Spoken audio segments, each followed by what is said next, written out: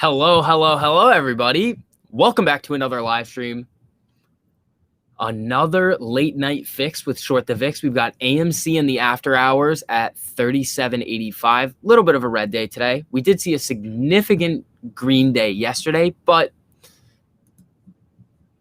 they came after us again. It's all right, though. We're still winning. The apes are still winning. Yeah. Also, shareholder meeting. We have a shareholder meeting coming up. Ooh, everybody's getting excited. We're going to talk about that.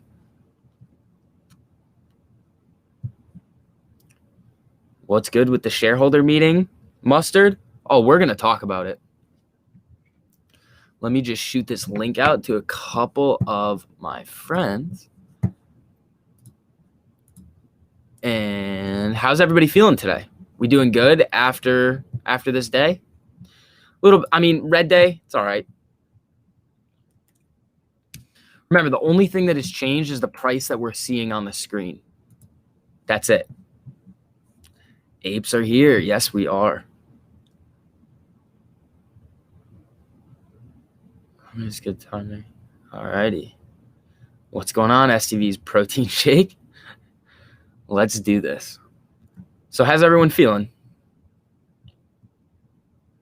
Red day, but still positive vibes? 100%. Yeah, it was a little boring, but still bought more. Crypto Kai, there you go.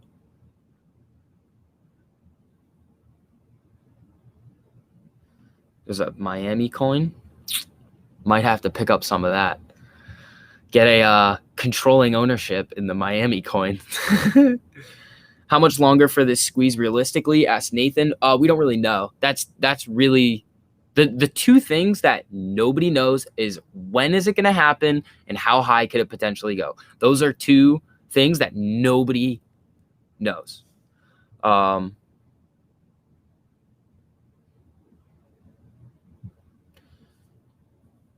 Great video today, Vix. Thank you, Hella Bliss. Maddie says AMC going up by Thursday. Just watch. Hey, feel the need for the squeeze? Yeah, I do too. I do as well. We've been at this for a while. It could take longer to happen, though. Like, that's completely possible. The whole thing is, though, is that think about this. If you were going to get promised, let's just say it's some wild sum of money. Let's say it's $1 million, $10 million. But somebody said, over the next 5 years, you're going to have to wait, but I can give it to you randomly at any time. And you have this right to it. Like, you have a ticket that says, yep, if I come to you and it says, yep, it's your time to receive this money, that's when you can receive it. If at some point after like 6 months, you're like, this is taking too long, I want my money, would you just tear up that slip? That just wouldn't make a lot of sense to me. Donnie, thank you so much for that super chat, man. Since Rogue isn't here yet, did you tweet out that you're live? Shart the VIX, thank you for the super, Donnie. No, I got to tweet it out. I always try to, let's see.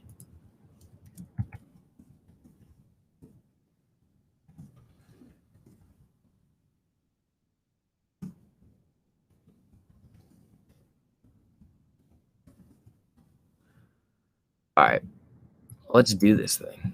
Oh, what's up, Vegas? All right, let me just do this real quick, and then we will start talking about the shareholder meeting and what my expectations are, and basically calm some people down about what could really go on.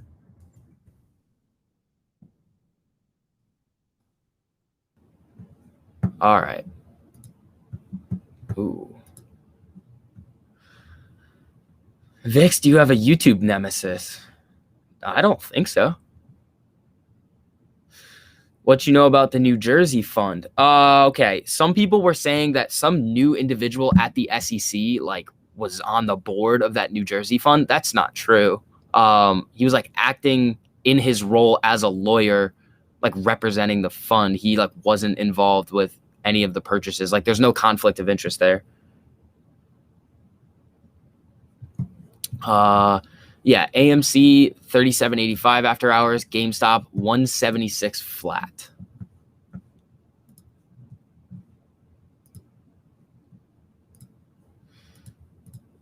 All right. Okay.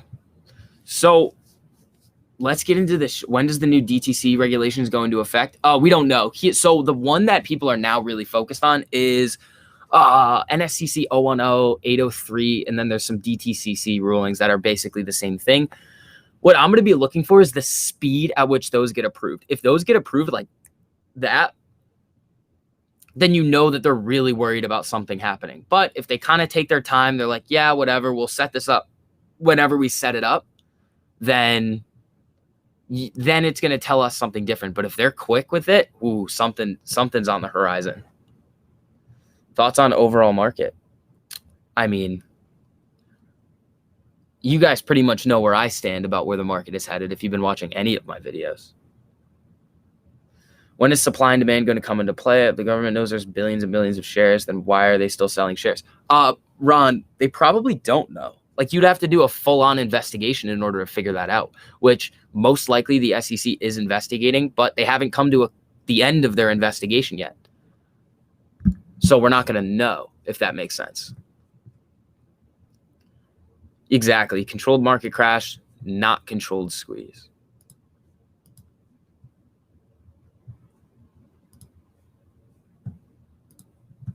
That's not supposed to be there.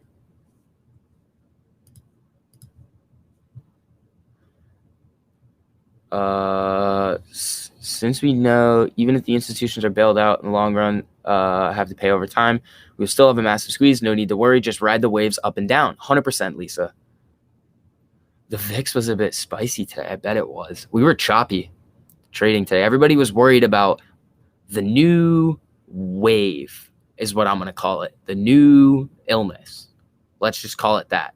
That's kind of what people were talking about. There was like a mask mandate thing that was supposed to come out, but like people were thinking something was going to happen with the market, but nothing ended up really happening. Okay, let's start getting into this shareholder meeting situation. Also, if you guys don't mind just hitting the like on the video, it just helps us out a lot with the algorithm. So if you guys want to, make sure you hit that button. Okay. So here is basically the proxy materials, and this is what they're voting on. This right here, the increase authorized share capital by 25 million, gone, no longer happening. Donnie says he controls squeeze myself every day. Donnie, that's funny. Okay, so increase authorized share capital, gone, no longer on the table. So we have re-elect certain directors, approve the appointment of Ernst & Young, approve a non-binding vote of the compensation of executive officers, ability to adjourn the stockholders meeting if necessary. So this is going to be happening. When is it? 29th, I think it is. It should be the 29th. Okay, so here's the thing, though, that everybody's really worried about. Everybody is focused on this share count. Now, I've said a lot in the past, even when the 25 million was still on, I don't care how you vote. Just vote. Because it just gives AMC and the regulators a little bit more ammo to maybe find something if something is going on. But here is the thing that people need to understand and get through their heads with this shareholder meeting. And I want to ask you guys a question. So, if we received the tally of the vote and it comes out that there are way more votes than the amount of shares that are supposed to be out there, what would be the first thing that you would do in terms of your AMC position? So here's the question restated. If for whatever reason, if it comes out and it is announced that there are way more shares, like AMC says this, say there's 1 billion, 2 billion, 3 billion, whatever it is, AMC comes out and directly says that, what are you doing with your AMC position? I am Stevie says buy a ton more. Okay, that's the first one. Let's see. Let's see what else you guys are going to say. Buy more, says C Vizzle. Let's see. Buy way more. YOLO everything I can. I would double my position. Buy more, YOLO my check. Buy even. See, here's the thing. This is buy some more. Everybody is saying buy more. Okay, now here's the thing. So now we're thinking about a situation where AMC is going to make a statement This is just AMC makes a statement, and this is the reaction of retail investors. All of you are saying buy way more. Do you know what that is? It's like market manipulation. It's like very borderline market manipulation. It's like a direct statement from the company that causes everybody to buy more. Yeah, Donnie says liquidating all my assets, paying more shares, cash cover puts, and calls. Exactly. So everybody is saying if it comes out that there's more shares than that exist, automatically you're just going to buy more, and it's going to jack up the price because there's going to be way more people willing to buy shares at essentially whatever price the market sets it. Now they can't do that. They know what retail would do. So if AMC gets those numbers and they know, they can't come out and be like, yep, there's this many shares. And we also know, according to Wes Christian, who's prosecuted these cases before, that when the proxy companies run these votes, if they receive more votes than they're supposed to get, they just trim off the top, they make the numbers work, and that's the end of the day. So those are the two reasons that I do not believe that we are actually going to see the amount of shares that are actually out there. The only way to actually do it, Mo BFU, thank you so much for that super chat, man. Selling my Harley and buying more. Yeah, so here's the thing. Over the next 2 days, people are going to get really hyped up about this shareholder meeting and the vote. Yes, very important to vote and exercise your right as a shareholder in order to make your voice heard. The issue is that I do not believe that they can come out and just be like, yeah, there's 5 billion. We received 1 billion votes, 2 billion, 3 billion, like whatever the number actually is.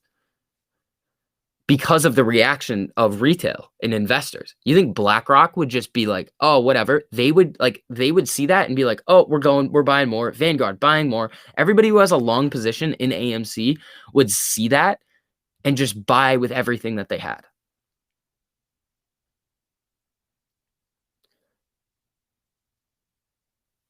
Stevie, why you gotta bash my dream? Donnie, I'm sorry, man.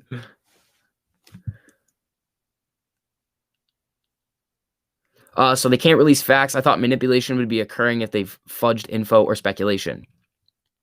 True, but like, what's the next step? What would be the next step? Like, okay, there's more shares than exist. What happens now? They could do a recall. They could do an audit. Yeah, but I don't think they're going to tell everybody that they're doing that. So that's kind of where I stand on it. This is one of the events that there was one really recently that the other one was the GameStop NFT crypto. Everybody was saying, yep, July 14th, this could happen. The crypto could get released. We'll get the data. It's going to come out and the shorts are going to have to cover and we'll have the infinity squeeze. What happened? Nothing.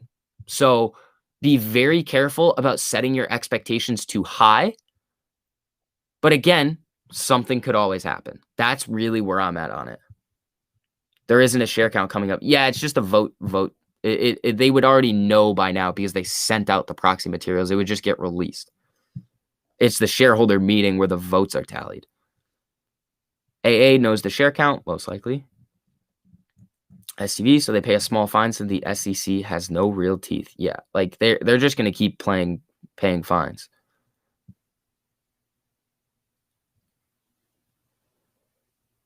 Wouldn't they automatically get rid of the buy button, though? I mean, it's always possible that happens again. Also, here's the other thing that I want to make clear.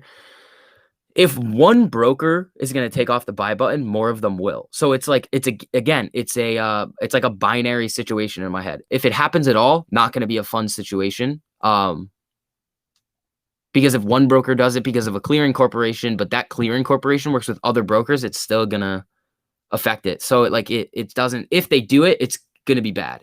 Like if one does it, multiple are going to do it. And I don't want to see that. I don't think that especially with Robinhood IPOing, they were not going to I hope because I like to think positively. I hope for the sake of their company, they don't do that again because they will be over.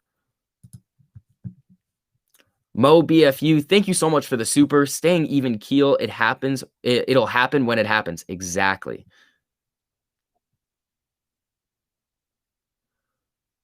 Do the institutions need to sell their shares to the dark pool during the squeeze? They don't have to. They can do whatever they want. That's what's wrong with the market. We would get blamed for manipulation by AMC coming out with that information, when AMC coming out with that information should instead cause people to go to jail. Yeah, I agree with that. Let's also take a look at the options real quick. We can keep talking about this. SB, can you talk about the high yield bonds again? Didn't understand in your video. Yes, we can go over that again. There's a weird dynamic going on. So here is the option chain for AMC going into the end of this week. Remember, these 40s are going to be like mildly important because that's like basically 1.9 million shares. But this number right here, in order for them to delta hedge would only be like 38% of all of the shares if these were to continue going up. So they don't have to buy all of these shares in order to completely hedge the options that they've sold, but they do need to buy 38% of them at the current time. But these numbers change right here. So 40 is important, 45 is important, and then let's check the puts. Nothing too crazy until we get to 30, which I don't see us dropping really hard to 30 unless some other market event happens. But remember, we could easily see a steep downtrend, short start to cover, and then we rip. Like we don't know how this is going to play out. It could stair step all the way for like 6 months to a year, and that's how the squeeze happens. Or it could be like a 1 week, couple day event.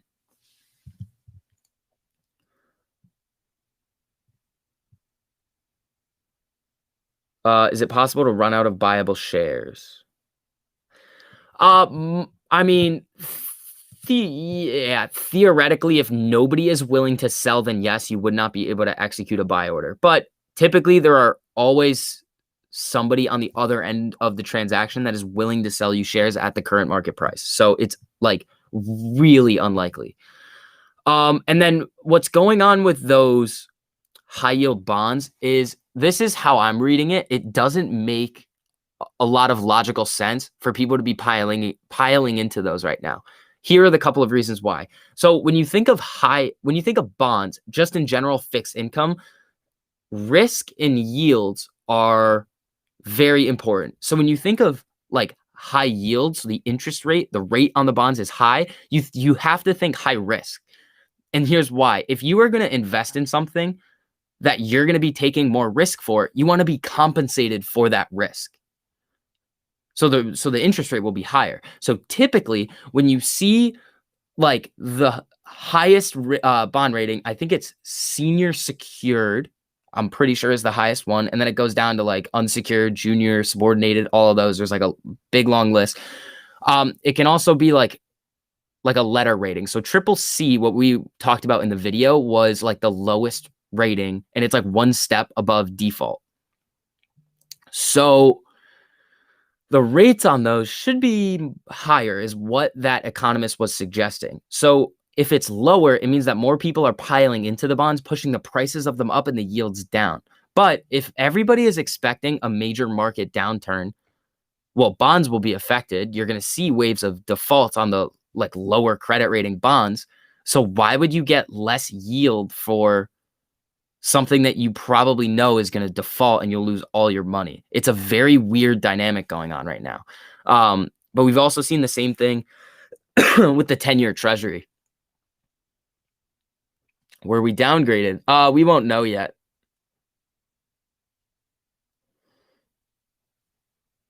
I love you too, Spanish Fibonacci. SUV, can you explain like I'm 5 an intelligent exit strategy during the squeeze to a person who is a beginner and still learning? A lot of people have a lot of different exit strategies. So it just depends on what you want to do. In my mind, this is what I'm thinking. I have a couple of different prices that I would be like, okay, I'm happy with this price. The thing is, though, is that that's kind of like my personal floor, not like the actual floor. It's like my own personal floor. It's be like, this is a price that I am willing to sell my shares at because this is going to give me enough money for what I want to do. Now, you also have to look at what's actually going on. Like your potential floor price for what you would be happy selling at, the stock may not get there. Just being completely realistic. If you set a floor price at $700,000, it's completely possible that the stock does not get to $700,000 a share. Hopefully nobody freaks out at that because one, we don't know how high it's going to go.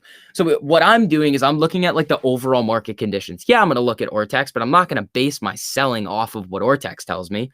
What I'm going to be looking at is like the overall market conditions. Are we seeing a wave of liquidations or a broad market sell-off? Because that's going to show us that people are liquidating other positions using that money to cover the shorts. And we've seen that already with Archegos. We saw Archegos have to sell Viacom. So let's take a look at that. So let's take a look at what happened with Viacom when Archegos imploded. Ooh, I thought this was a lot different. I thought it went from like 90 to something else.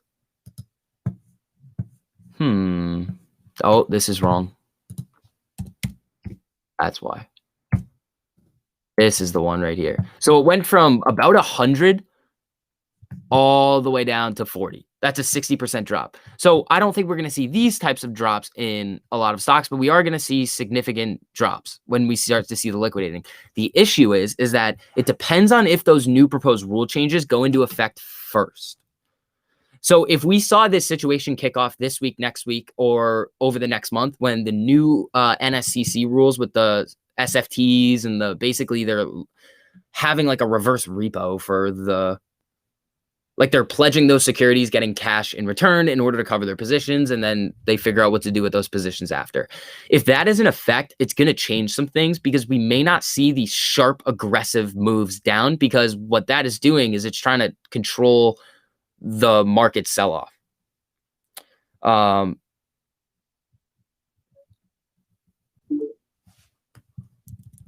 bloop. Oh.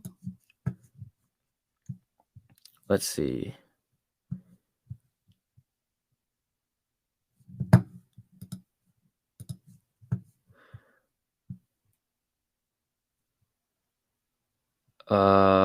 Please. Yeah, Sheesh, just type your question in. BlackRock buying shares isn't a good thing. People are saying that they're loaning their shares out. Could be. But you know what that also means? They can take them back anytime they want. So, yeah, okay, so here's what I've seen happening a lot with what people are talking about in the community. They'll look at a situation and they'll hyper focus on how it affects us negatively. But almost every single thing that we have has a positive and a negative that people fail to see.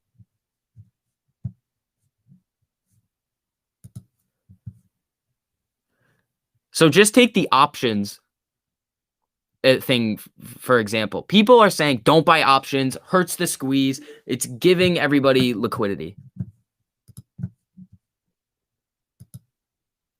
Hello, Rogue. You like it? You see what I did? I do like it. I do like it. So when we're thinking about like options, this is just like people are saying that BlackRock is gonna like loan out their shares. Okay.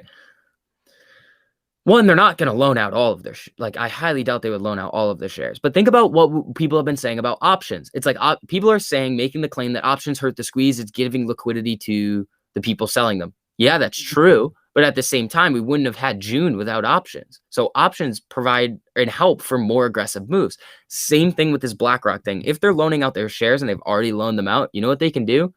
Hi, give me back my shares now. Yeah. They can honestly just say, hey, I want them back. So with that being said, I don't know what that argument is, but with BlackRock, if they were lending out their shares, the only time that I would have like thought that they were doing that is back when the borrow fee percent was extremely high, and when they were probably charging a lot for it. You know, but right now at this very moment, I don't think so because there's literally it's at 1%. Yeah. Like, It's variable too. Like we don't know what it's actually at because iBorrowdesk sometimes exactly. shows it way higher, way lower. Like we don't know what it is unless we're Right. actually in those transactions. But during like that period in time, like a couple months back, when it was extremely high and it got up to like, what was it? What was the highest percentage that it got up to? It got up there. The borrow fee rate? Yeah. I saw it at 90 on iBorrowdesk. Also, Boom. the stream Yeah. is So like, sponsored by Hedgy Tears. Let's see if I can actually get this on the screen. so yeah, that's like, I think that argument right now is invalid because it doesn't make any sense for them to do that because they wouldn't be making a profit. Before, during that time when the borrow fee percent was super high, that made a lot of sense. And that was actually my thought. That was my theory back then. Mhm. But now, no, I don't think so. I think it wouldn't make any sense. I think they made their money and they lent out all the shares that they wanted to, and they already got them back. Right. I agree. Ben Levine, thank you so much for that super chat, man. Might be something to check out after the stream, but I sent you a DD from True Demon on short exempt volume. Just another fun puzzle to figure out. Ben, I read part 2 of it today, but I have to read the other parts to try to put it together. I was actually trying to personally verify a lot of the claims because there wasn't like I was looking for like sources to try to verify stuff. But that's gonna take me a while to go through. I was gonna mention it in the video today, but it's just a lot of speculation. From what I saw, it looks good, but I really want to take a deeper look into it. She says, okay, some people are calling for a huge sell price. But I just heard you say, and Matt Kors drives it home all the time. Whatever the sell price, there has to be a buyer. Yep. Yeah. Will the hedgies be feeding us at that peak, or does someone else have to be buying? Okay, so yeah, it would be the shorts that would be paying for it. Right. In that situation, when we see the price go that high, yeah, because when you cover a short, you're buying the share back, so that's buying volume, and they would have to just buy it at the market price. So if they get like forcibly closed out of their position, and they're like, "Yep, you got to close out right now," then they have to pay whatever the market price is. Or if their broker is like, yeah, we're closing you out and then you owe us, then it's whatever the price is.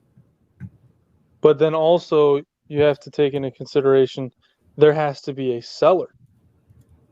That too. Exactly. And the majority of those sellers are retail. Right. And think about this, guys. People were asking for a while. It's like, oh no, what if they turn off the sell button? Well, technically in my mind, my sell button's turned off already. So, Yep. and the second thing is that think about the market in terms of supply and demand. If all of these brokers turned off the ability to sell and the over leveraged institutions needed to buy the shares, but we're the ones that own it and our brokers tell us we can't sell it, there's going to be, let's just say that there were originally 100 shares that they need to buy back. But it's say retail owns 80% of it. So if those 80%, those 80 shares are locked up and they can't sell it, they only can do it with those 20 shares. So there is way less supply and the demand way outweighs the supply. So the price would, in my opinion, would just rocket even more. It's Yes. the exact opposite of what happened in January. That would be literally the worst case scenario for them. So I would assume that they wouldn't do that to themselves. Right. Right. Hugh, thank you so much for that super chat. Has a question for Rogue. I have a question for Mr. The Legacy. When you run, do you run A, standing upright, or B, bent at a 90-degree angle, arms back in an arrow formation? Bro, what? I'll go with A. I run normal.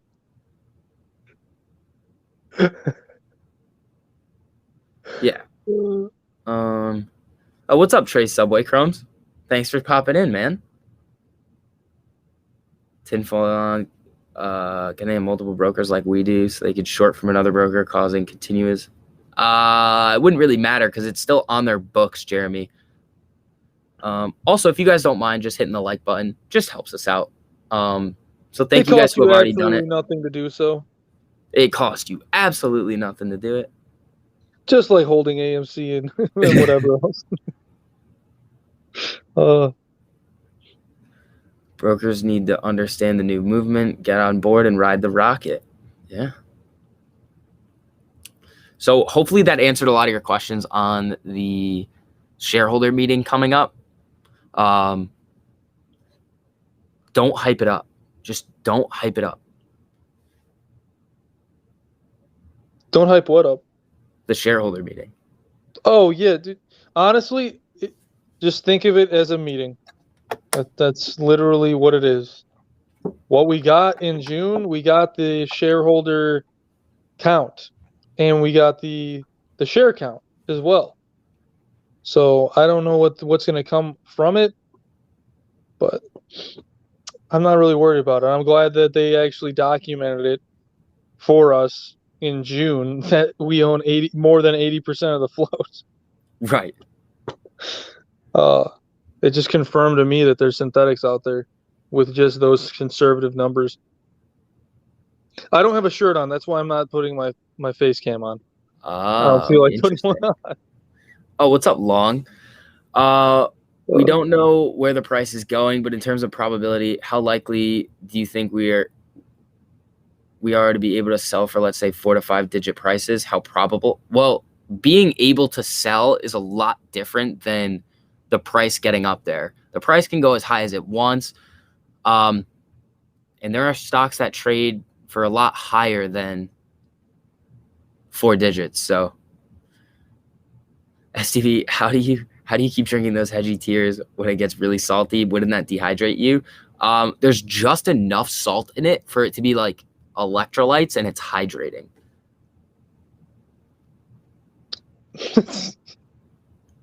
Naked shorts are the worst. The whole naked shorting should not be allowed. The only way that it is allowed is the market makers are allowed to do it, basically to create liquidity in the market, which then just causes an even bigger issue because they have to close it out by T+6, and a lot of those are short exempt. So, but we're gonna get deeper into that probably next week.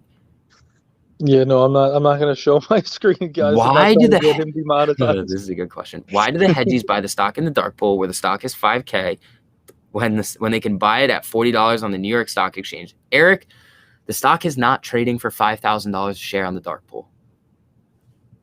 It's not. Yeah, there's no, all of that talk is literally pure speculation. That's like, put your tinfoil hat on. There's no facts that back that up. Just because someone states that, oh, I've seen this, doesn't mean that that's actually true. Actually, Right. Here you go. Hey guys, I actually saw in the dark pool. Are you gonna believe me? No, you're not. Yeah, the 5K dark pool stuff is BS. It's not real. Yeah, It's because like think about it logically. Like, why would they do that? Right. And just like, exactly. Just because they have different credentials doesn't mean that you have to believe everything that they say. People still lie. Seth says he's just going to go to your OnlyFans. Is Ortex the best real-time source we have to tell that shorts have covered? I worry about apes holding the bag. Okay, so Ortex is the best source that we have for showing us the short interest. But here is, like, there's another way that I didn't really mention earlier that we're going to see, like, then we're going to, like, a way that we're going to know shorts are covering. And it's just one word. It's just parabolic. Now, we saw the stock basically go parabolic back in the beginning of June. But the problem is that wasn't really shorts covering. That was institutions covering the options that they sold. So they were delta hedging. So if we started to squeeze this week and we saw the price massively increase, and you look at this option chain right here, you'd be like, yeah, there were some options being hedged, but not enough to cause the stock to go absolutely ballistic.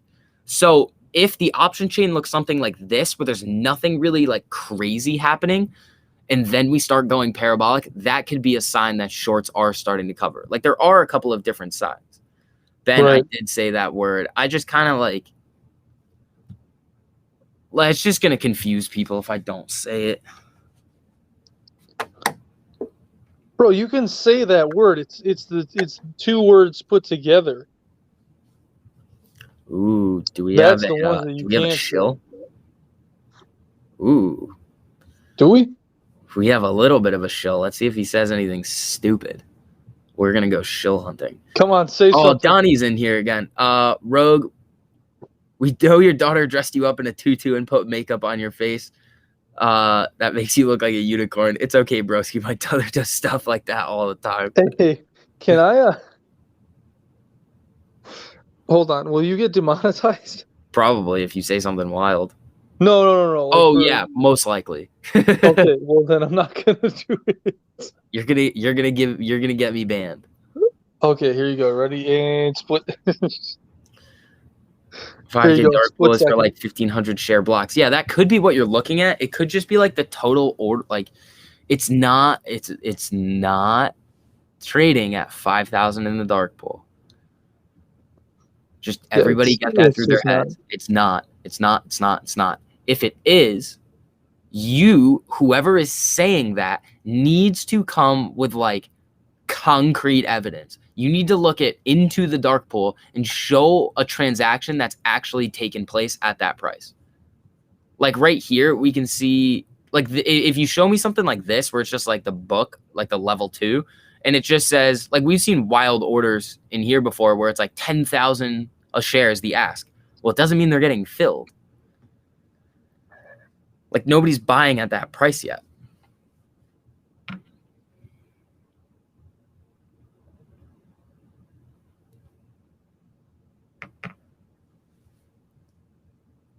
Let's see. So the rumor is they will try to squeeze AMC out once to avoid people jumping over to the other. Do you think that's accurate? Again, that's a rumor. I haven't really seen that getting floated around. In my opinion, it doesn't really matter if they squeeze together or apart.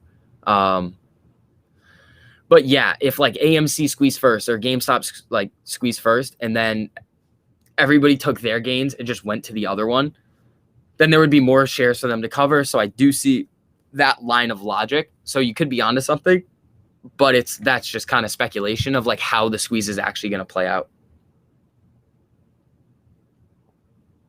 Yeah, exactly. Shorts haven't covered. That's it. Truth is, nobody knows, but this whole play has not been normal. That's very true. 100%. I mean, what's up with the new filing? Yeah. Like, it's not about AMC and GameStop. It doesn't say anything about that, but it's, you can speculate as to why that filing came out. Stephanie says they trade big blocks of shares on dark pools. That's why the prices are so high. Eddie, it's still not trading at those amounts. It's just not. You can look at the dark pool transactions and the prints that come through, unless you're saying that they're hiding it and we can't see it, but then we still don't have evidence of it happening. It's going to be a long squeeze, aka a Tesla squeeze. It could be. Very much so. There you go. You guys can see my beautiful face. What's up, Fluffer? I can't talk. What's up, Flubber?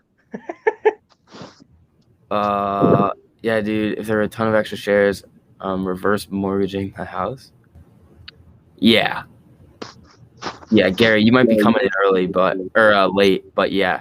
If there were yeah, Rogue, I asked a question to everybody. I was like, what would you do with your AMC position if Adam Aaron and AMC came out and said that there was a lot more shares out there than should exist? And everybody said, buy AMC with everything that they had. And I was like, that's why they're not going to tell everybody. Yeah. TMI's Nike promo team, that's a good account. I honestly hope I don't see Lambos everywhere. Such a poor investment. Yeah. Until dark pool prices show on the market, it doesn't mean anything. Well, stay tuned for Matt's video with Dave Lauer coming out at some point. He's doing an interview. I don't know when it's coming out, but I saw that he's doing an interview with Dave Lauer, who actually traded in the dark pool at Citadel and then left. So that is probably the one person that has the most information about dark pools and how they work and how everything's reported. So if you want to learn and like really like put this to bed, just watch that interview when it comes out. Let's see. I think she said there was an order at 5K or 10K that was not completed, as in someone set a limit at the high number, but that was it. Exactly, Jeremy. I actually, in my interview with her on this channel, I asked her, I pulled up that screenshot that she posted on her Twitter, and I was like, what is this? I was like, why are these like share amount in price is like crazy high? So what are we looking at here? And she's just like, yeah, that's like the book. Like they're not getting filled. It's just like people putting in limits. So it's like the same thing that we could see on the level two in the after hours when the market's about to close. Like we're not seeing it today, but let's see if there's one on GameStop. Yeah, right here. Ass size, $388, 100 is the size. Well, that's not going to get filled because that's not what the market's trading at.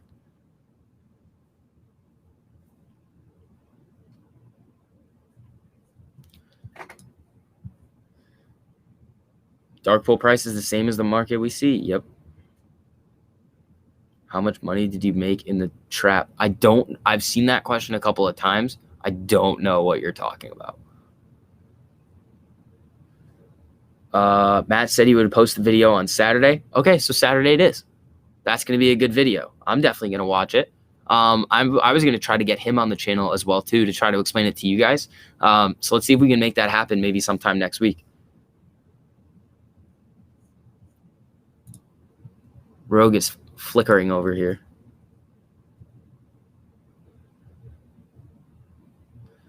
Based on all of the available factors, in your own personal opinion, do you think that $3,000 is pretty much inconsequential in the context of the squeeze? Like if it squeezes, it's hitting at least 3,000. We don't know how high it can hit. We have no idea because you would have to know how many shares are out there and how many how much they would have to cover and how much buying volume we would end up seeing get pushed into the stock and at what prices. So we have no idea.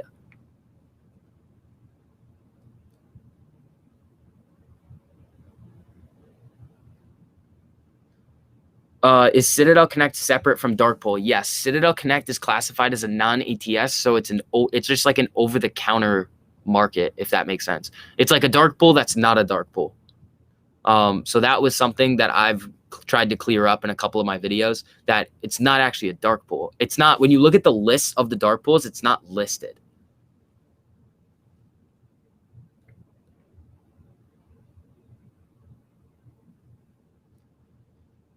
Apple smashes earnings and down 2%. That's what happens these days with earnings, guys. Be careful.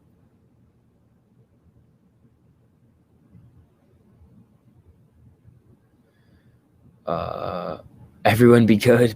Oh, Pushing's in here. Pushing, I hope you're feeling good, man. Oh, I know.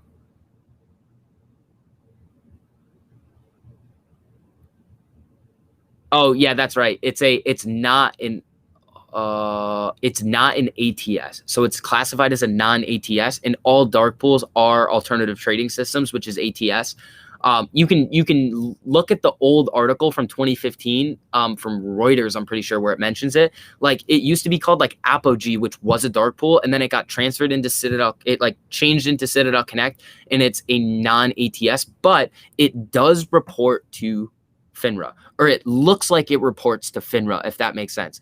Because when we look at the FINRA data for the over-the-counter market transparency, the OTC transparency data, it shows data going back to December 2020, and the article was from 2015. So there's that 5-year gap where FINRA could have come out and been like, oh yeah, we need to start reporting this now, which it does look like they're trying to take some steps in the right direction. If we can see that OTC transparency data actually come over to like short interest data, that type of transparency, I think that would be good. But the issue is that the fact that we're seeing all of that volume in those over-the-counter markets, it's like just showing us right in front of our faces that they're just messing with us.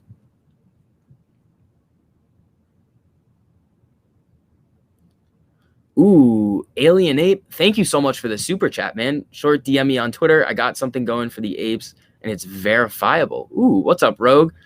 I got your homies Rogue push up. Rogue's push over chilling watching me. For real short, like contact soon. I sent DM already. Alien, I will look at that right now. What is it? I don't know. Alien, is your name the same? Oh, it is. I see it. Remember, I can't look, so just describe it to me. Okay, let me look. So Alien Ape, you're talking about, yeah, so when I'm reading this right now, it looks like you're talking about paper stock certificates. So one, AMC does not offer paper stock certificates. It's in this new system called the book entry, and those are like, it's an electronic system and it's all in the DTCC. So if you have something different, when I'm reading through your message, it doesn't make a whole lot of sense. So just send me what you have and I will definitely take a look at it. But thank you so much.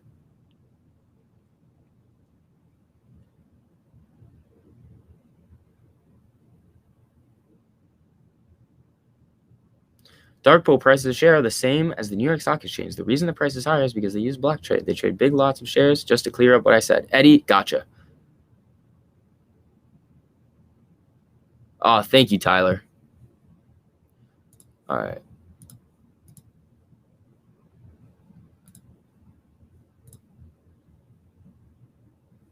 Oh, I'm confused. All right, let's do this.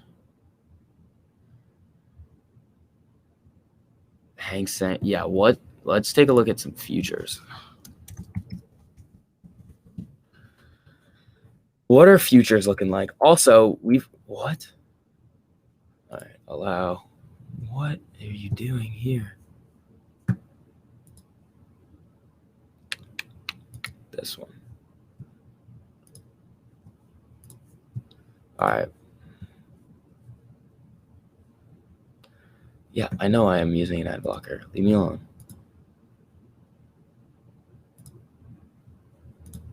Let me just look at futuresinvesting.com. Why you gotta be so difficult? Come on.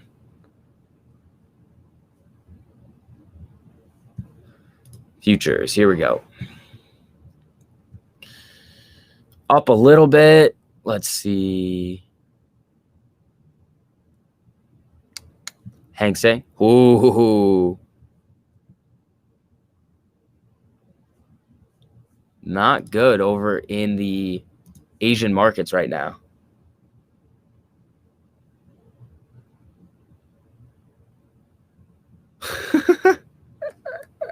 Yeah, I think that would definitely get me demonetized.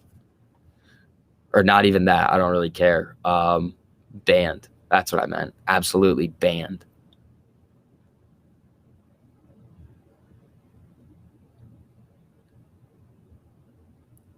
Any info on low volume so far this week? Seems like half. Yeah, volume pretty low today, but here's the thing. Remember when we saw that day of like really high volume, but the stock dropped? So everybody thinks high volume means we go up, low volume means we go down. Not necessarily the case. If more people are willing to buy at higher prices, then the stock will go up. It could be like 10 shares a day. It wouldn't matter if the price was trading at 38, but all of the buyers were willing and putting orders in at like 40, 45, then the sellers would then adjust to that and sell it to them at those prices. So the actual volume amount doesn't necessarily matter a whole lot. It just depends on what the market and the buyers and sellers want to transact at and what they determine as like the fair price for the throughout the day.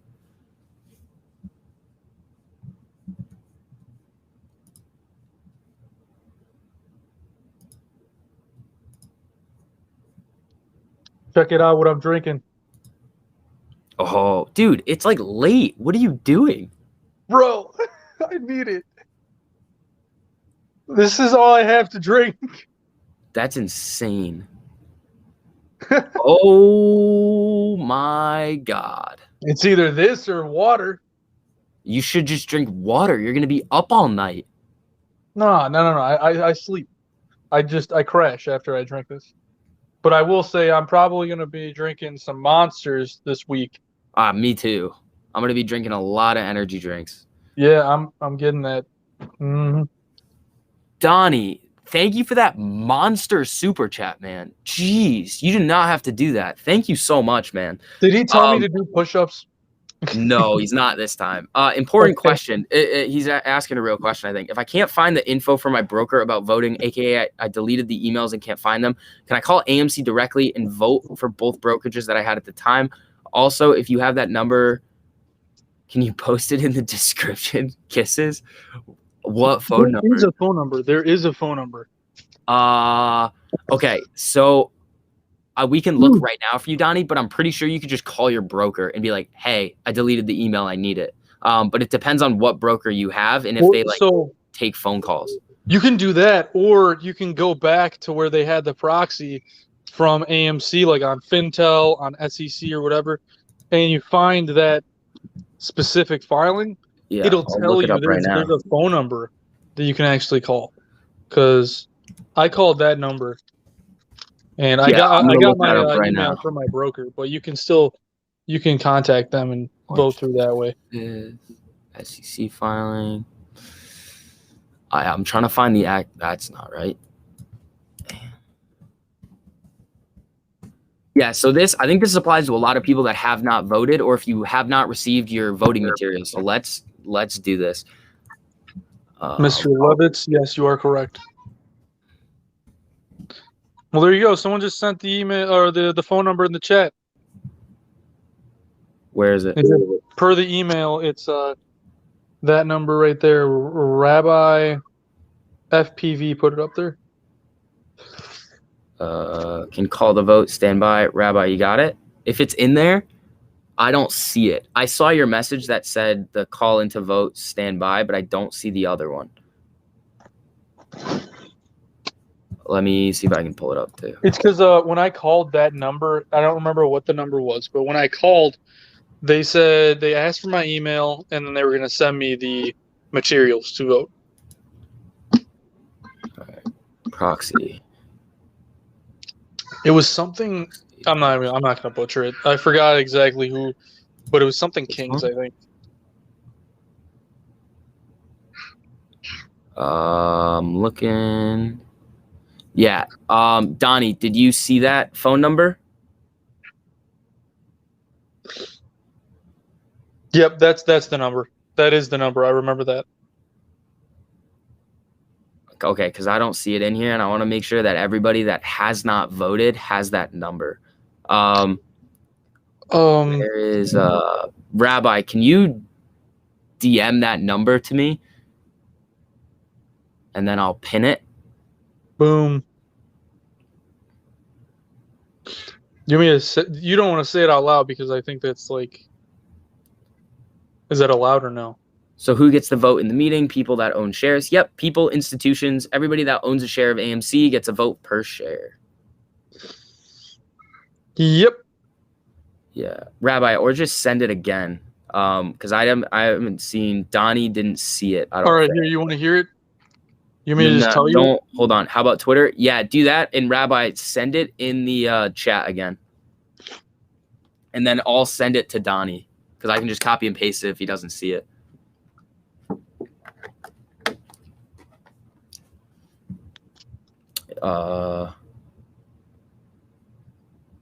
Investor.amctheaters.com.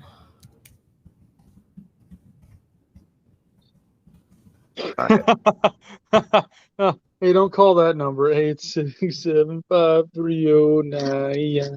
Yeah. Daddy, I got your number. I'm gonna make you Rogue. No singing. Jenny. All right. Yeah, this is for everybody that has not voted yet. So let's see if I can find this message. Yeah, Twitter's good. Rabbi, Twitter is good for that.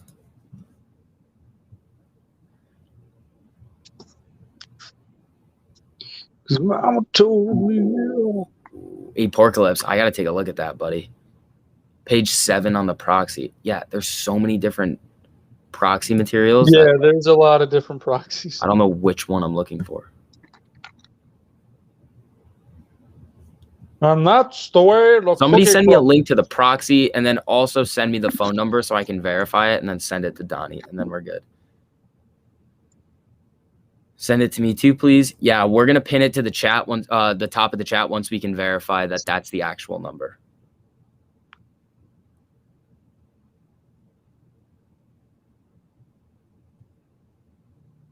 I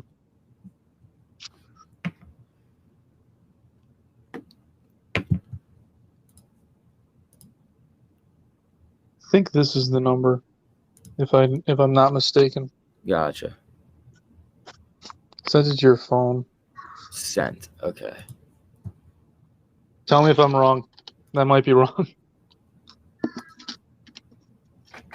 Yeah, Rabbi, I haven't gotten it yet, buddy. Yeah, my Twitter's short the VIX 1. Are the last 4 7140? Voting at the annual meeting. Yeah, I know, but I don't have that document firsthand, so I can't just like pull it up. Oh, maybe you got one? Hmm? No, not yet. All right. All right, we're going to get this sorted. Who is Gary Gensler? Oh, that might have been it.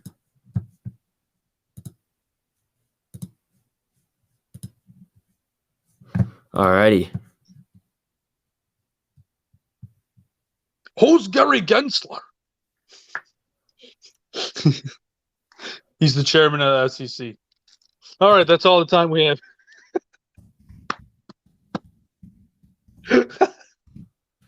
That's funny. Oh, dude, I loved watching that, bro. It was like, that was such a great moment in our history. That was the best. That was such a fun day. Mm-hmm. Just watching him just get obliterated on live television. Right.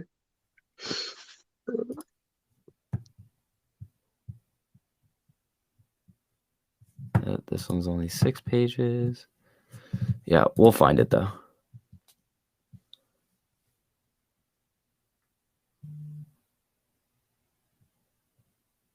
I have an exercise video? I don't think I do.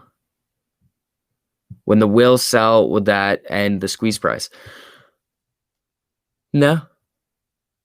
Unless they own all of the, like, you got to think about this, that like everybody owns a significant amount of shares, like collectively. So they're going to have to buy back basically everybody's shares multiple times over. Like the amount that they're going to have to cover is potentially way more than the amount of shares that actually exist. So if like a whale sells, it's going to be like, okay, cool. They took 100,000 shares, 50,000 shares, whatever it is. That's not enough for the squeeze to happen. There's like 90 something million shares that have been loaned out right now. Rabbi, can you send me that number again, man? I didn't get it on my Twitter. Hey, I sent you the number on directly to you. On my phone? Yeah, buddy. Can you send it to me on Twitter so I can just send it to Donnie? It's easier that way. See, I can't, because then I leave this. Give us some hope, STV. The shills are starting to nip at the edges of this stock. The shills do not matter. The bots do not matter. This is the thing. You could have every single person on CNBC, Fox News, everybody come out and say that the squeeze has squoze. But if nothing is suggesting that, then I don't care what they have to say. Their opinion about AMC matters zero to me. I've done the research. I know what I'm looking for, and I'm going to hold until I see the things that I need to see in order to tell me that the squeeze is over. Everybody's outside opinion doesn't matter. That's okay. That's not okay. There are some outside opinions that matter in terms of like due diligence, but like if people are talking bad about it for like no reason, they don't matter.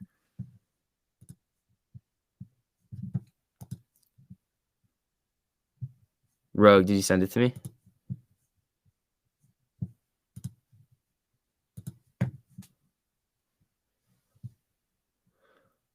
Oh, let me look. Apocalypse. Ooh, that's good. I like that.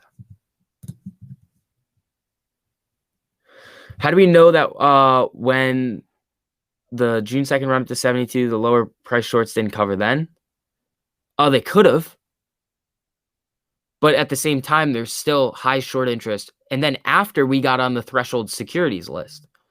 So when we get on the threshold list, there's a significant amount of failure to delivers. Now, failure to delivers that themselves doesn't necessarily suggest that they're all naked shorts, but every naked short in a synthetic share ends up being a failure to deliver. So in order to get onto that threshold list, you need to have a lot of failure to delivers. Now, the failure to delivers can happen due to like just analytical errors. They can't find shares in order to deliver on like options that are getting exercised. But when there's that many of them, it suggests that there is something weird going on. So they're still doing it. All right.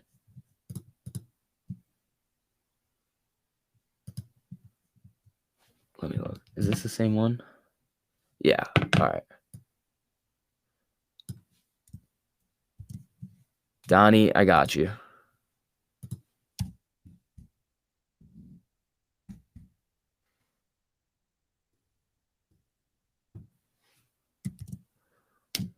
There you go, Donnie.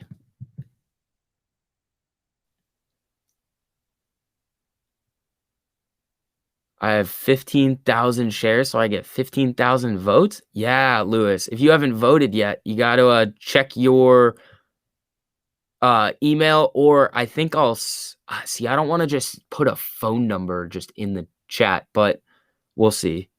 Avatar Nation, thank you so much for that super chat, man. Keep up the great work. Thank you very much, man. Oh, I have the number. Lewis. Okay, fine. I'm going to put the number into the chat one time. Lewis, this is the number right there. That's the number you can call for AMC Investor Relations. Rogue sent me that phone number too. And somebody also sent it to me on Twitter. So there's two sources that are saying that is the phone number to call for AMC Investor Relations. Who is the email from? It should be from your broker, or I think it was like proxyvote.com or proxyvote.org or something. Like that. It was mainly from your broker that you would get it. If you're not in the States, if you're like in the foreign countries, you might receive it by mail. But even for those people that are actually receiving it by mail, you can actually call that number and still vote through there, or they'll send it to you through the email. Yeah. Oh, Fifi, no, you don't have to vote 15,000 times. You just fill it out once and it's what you vote. So did BlackRock actually buy? Yep.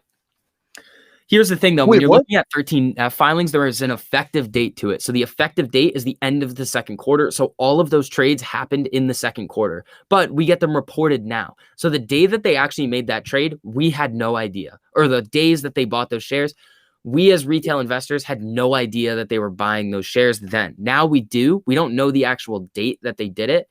But now we know, according to their 13Fs, that they bought more shares. So did that Fidelity fund. So have a lot of pension plans, I think it is. How many more shares did they buy? States. How many more shares did they buy? 400,000. Ooh, all right. I mean, it's not like a lot compared to how much they have right now, but still, it's a good chunk. It's a massive chunk. Oh my God. Donnie, jeez, dude. Thank you so much for these giant super chats tonight, man. Donnie says, found it. Thanks for taking the time. I was more worried about other people that needed it. Just got it. As I found the proxies on Fidelity, appreciate it. Are you not able to put it in the description of the stream? I can just pin this to the top right here. There's a lot of people posting the number, though, in the chat. I can see. So anyone that needs it, there's the phone number. Yeah, I'm going to pin it to the top. Yeah, buddy. Thank you so much, Donnie.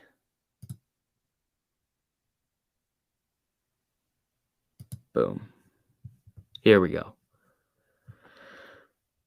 How long do you have to own shares in order to vote? I haven't received anything from the brokerage. Jimmy, you had to own shares that settled the trade on June 1st. June 1st or 2nd. Yeah, I think you might have been right with the 2nd.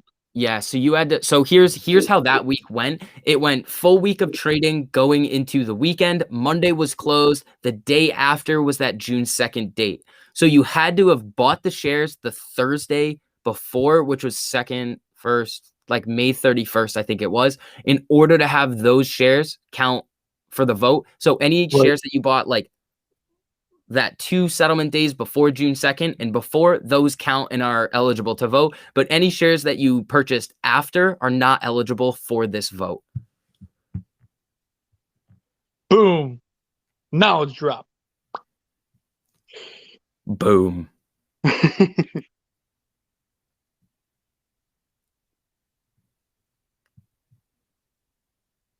When you call, they answer and simply say, "Who's Gary Gensler?" in your best Portnoy voice. You want me to do that? Yeah. That would be for my own amusement. I'd have to record it. Donnie says, "Okay, the last time someone told me what to do with my money, we ended up super chat squeezing Matt Kors." Jeez. God.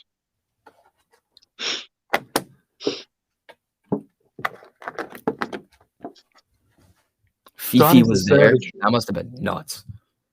Donnie is a savage. Yeah, Donnie's wild. Can they manipulate the squeeze, such as let it get to 500 and naked short the price to where people run off and it all ends to the point where margin calls don't happen?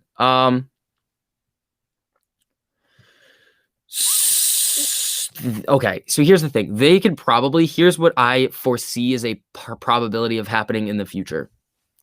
They could eventually have no choice but to let the price run up to those levels and then aggressively short it down to make people think that shorts have covered. They're shorting it at the top, coming down, and that everything is essentially done. We kind of saw it happen in January with GameStop, where the price ran up. Ortex showed that shorts were covering. People were like, it's probably done. The buy button got turned off. Big disaster of a situation. Definitely a lot of people sold. The issue is that when the DTCC chairman came out in front of that like congressional hearing, it was like, yeah, nobody really covered their position, but Ortex said they did. So there's these manipulative tactics that they can use to make it look like their positions are covered or they're meeting their broker's closeout requirement. And it looks like the short interest is going down, but it's not actually. And you really got to pay attention to what's going on. But again, if you need to sell your shares at a certain price, by all means, get out if you need to. It's your money. It's your life. You can do whatever you want with your money. Preach. I'm your hype man. I know. I love my hype man.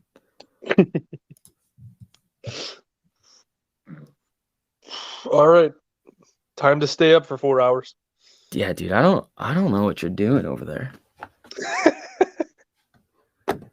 How much will you trust Vortex during the squeeze? It's not that I don't trust them. It's just I use them as like a bare minimum, like a baseline of what is actually out there.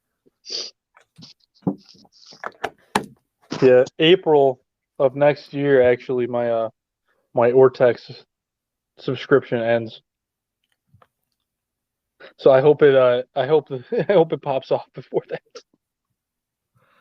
Dude, you guys are wild tonight. Donnie says, no Lambos. I'm more low-key than that. Besides, you can't fit 2 children and a dog into it. That's very true. Also, Avatar Nation dropping a monster super chat. Jeez, guys. Thank you guys so much for dropping these super chats tonight. Who is Donnie? Just kidding. Thank you for the time, wisdom, and research. Anytime, Avatar Nation.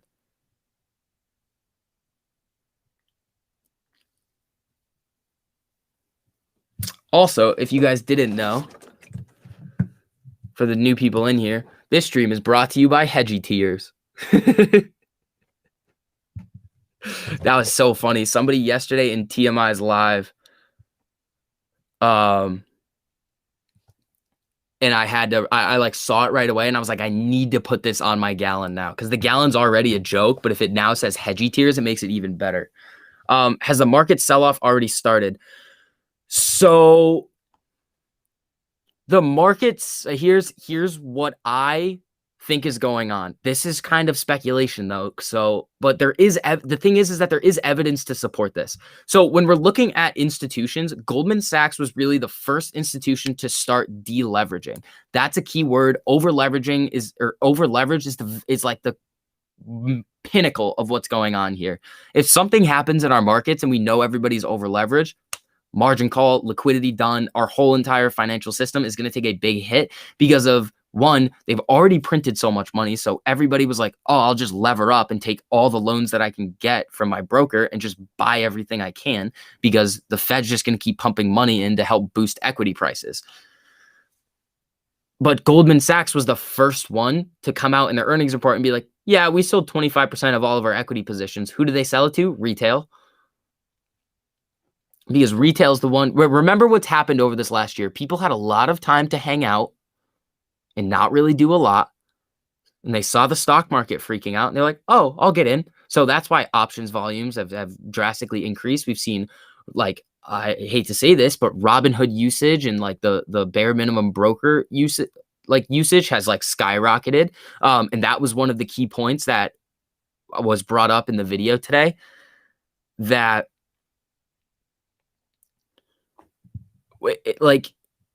so in terms of the market sell-off, Goldman was the first one. Then we saw Morgan Stanley say they're expecting a 20% drop. And then we see Credit Suisse, people from Credit Suisse coming out and saying, oh yeah, we're going to reposition ourselves into gold.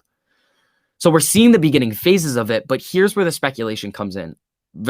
In my opinion, they're letting things run up and selling into the momentum. Now, here's why they would do this. Because when stocks are going up, people get excited. There's speculation. Everybody gets happy. There's bullishness going on. People are making money. But behind the scenes, the institutions are selling these shares to them. Now, what this does is it lowers their leverage. They become more cash heavy. They're more like collateralized, I guess. I don't want to use the term liquidity because that's not really what it is. In order to like maintain these margin requirements, so that when a major market event does happen and all of these institutions rush to sell and retail freaks out and wants to sell too, and they have nobody to sell to, it just makes the market downturn even worse. So they can sell into the momentum, then they can lower their obligation of selling when this actually starts to play out. So they're just trying to beat the clock essentially until when this is going to happen.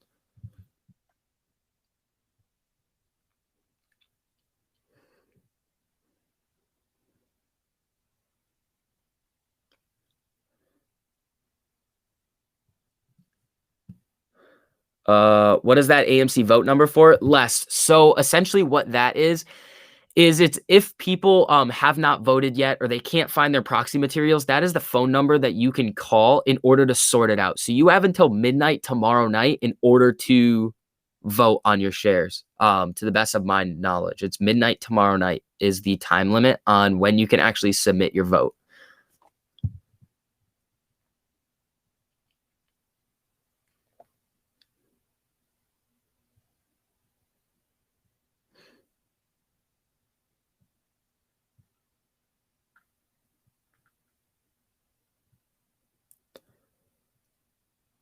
It's going to hit 42 tomorrow, and then I don't know where it's going to go. Be ready for the pump. Sejan, I really hope it does, but really just be prepared for anything, because at this point, if the shorts are not covering, the price that we're seeing on the screen doesn't really matter to me. It's just, do I want to buy more shares? Yeah. Okay. Then I will keep doing it until the shorts cover. Eddie, thank you so much for that super chat, man. Those ain't nothing. You're a big dog. Appreciate what you do. Thank you so much, Eddie. Rogue being sneaky? What's Rogue doing? Rogue's drinking Monsters at night. This dude's an animal.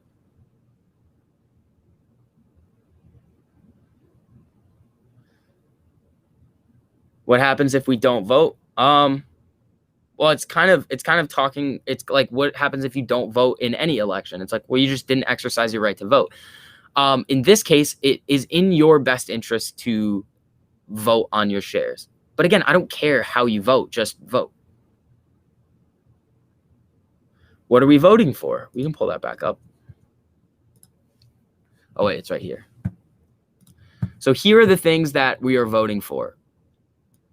This increased authorized share capital by 25 million shares is no longer getting voted on. They are not increasing the amount of shares. They are not voting on this. They took it off. This is no longer on the table. They will not be raising the authorized share capital. Just want to make that clear. Re-elect certain directors. Approve the appointment of Ernst & Young LLP as independent auditors. Approve a non-binding vote of the compensation of executive officers. Ability to adjourn the stockholders meeting if necessary. So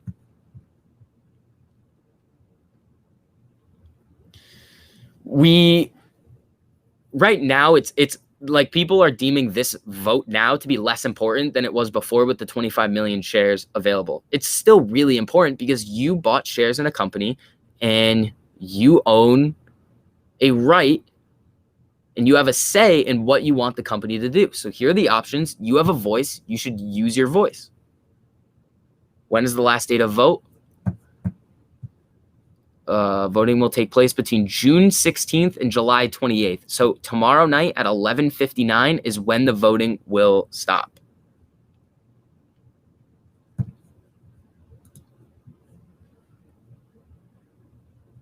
Yeah, thank you guys for all those supers, guys. That was insane.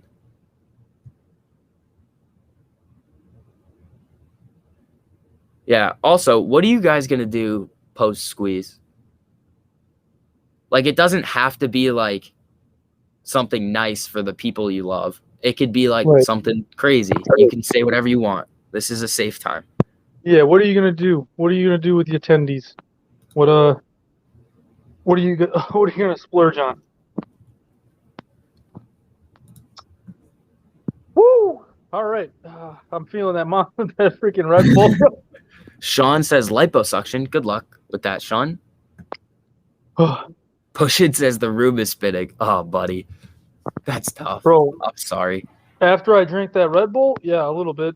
I had to get up and I just like did 20 pull-ups, 30 push-ups. I was about to just do a full-on workout. About to, and then I hopped back up. Blind Spotter, thank you for that super chat, man. Total Novice asking, is there a way to take a short position on Citadel itself? Somehow take a position and prop it from both a push and a pull. Okay, so blind spot one, you can only short a company if it's publicly traded. Citadel is not a publicly traded company. And two, if you wanted to short the company, you're kind of like you're letting your emotions get the best of you, I think. So like if Citadel's the way that they are making money and how much money they were bringing in matched up to the current market valuation of that company, it would not make sense to short it. So what you would be doing is you would just be revenge trading and trying to push the share price down in order to cost them money. So you'd be trying to like almost manipulate their share price, which is what I've seen a lot of people wanting to do with Robinhood. I'm not going anywhere near Robinhood because one, if I don't like a company and I don't want to put my money into it and I'm not doing these deep in-depth valuation and analyses of these companies, then what's the point of just revenge trading them?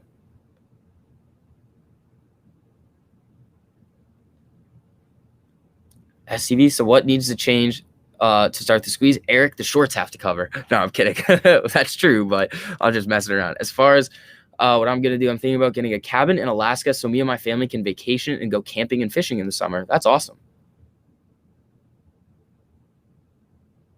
Important question, please. If you had to get a few AMC or GME shares, which one would you get and why? I don't know. I know more about the AMC like short squeeze, so I would probably stick with what I know. But obviously, I think there's a lot of potential for the GameStop short squeeze too. I think they're in the same boat. So I don't think there's one that's really better than the other one. It's just what you feel more comfortable putting your own money into, and then nobody can tell you differently. If you've done the research and you know that, yeah, this is a good investment, but then there's other people telling you, no, don't put your money in that. Screw them. Do whatever you want to do. Yep. I'd help homeless, disabled veterans and help family and make some anonymous deposits to people in my life and then property for myself. Truck dog trailer, that sounds awesome, man. but there has to be a statistical better play between the two, right? You're then comparing the theoretical possibility of the tippy top of the squeeze. So there's a lot of variables that go into it. It's like, well, if you can buy more shares of AMC and you can hold it to these higher prices, you then have more leeway in when you can sell, if that makes sense. So if you could, you then have to account for the variable of, well, how well are you going to be able to play the squeeze? Because there is going to be some luck involved in getting out at the right prices. Like, I don't think there's anybody that's going to perfectly top ticket. Like imagine this right here. Like, say somebody sold at 483. It's like, oh, well, you just got lucky. You had no idea that GameStop was going to top out at this number. You just got lucky. So there is going to be some luck involved. But it all comes down to when you personally need to sell.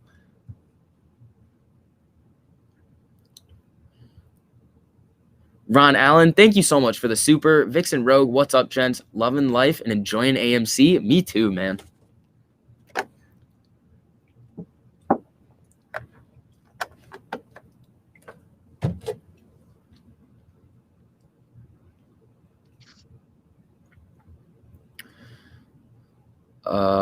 I had to buy one GME share. Love Jamie from Scotland. Trade spotting's awesome. I love trade spotting.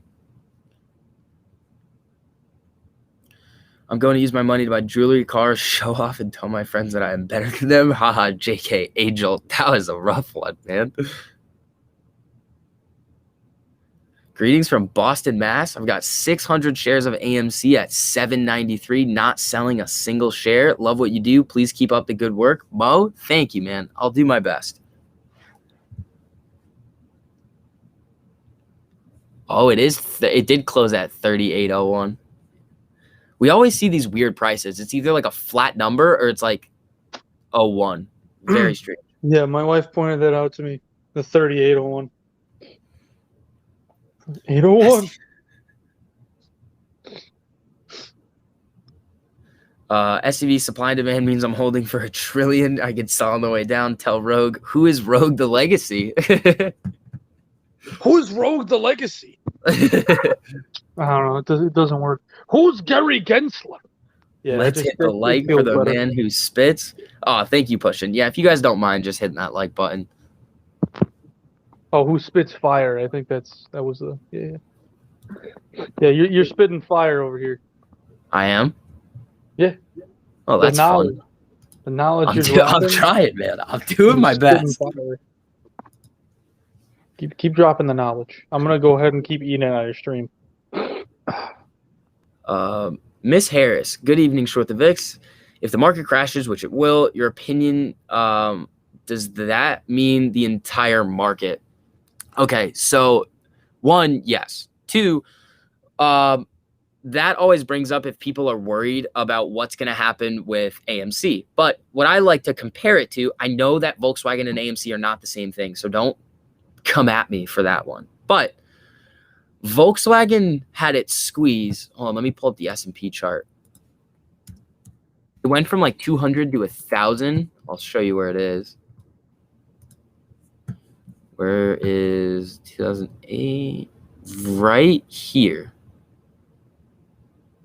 So when the S&P is literally just pooping itself, Volkswagen went floop, rip. So the overall market taking a beating in Volkswagen squeezes. So it all depends on what's going to happen.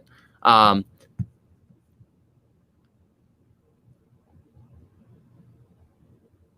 paying SCV's electric bill so he can turn up the heat and take off his sweatshirt. Gio, I just like wearing hoodies. They're comfortable. And it's like kind of cool down here, which I like. I just like wearing hoodies. Ron Allen, thank you so much for that. Super. A lot of great DD today. I feel as though things are starting to come to fruition. When is the NSCC rule going to go into effect? I don't think we really know right now. Because remember what happened with DTCC 005, the one that everybody was really hyped up about? That kept getting delayed. But with this one, I think it's going to be very interesting to see how quickly they implement this proposed rule change. If it's like really quick, I would speculate that the powers that be, the regulatory institutions, think that something is coming really soon, and they need to set up this clearing agency quickly in order to make sure that they can kind of control the market correction. But good question. Mr. Levitt says that's an accurate Portnoy rogue.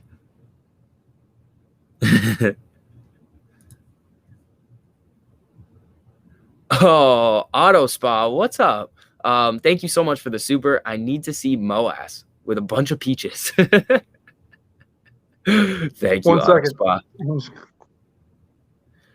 Trey's Cat Titan, that's an awesome name. How do you feel about tomorrow? Green or red day?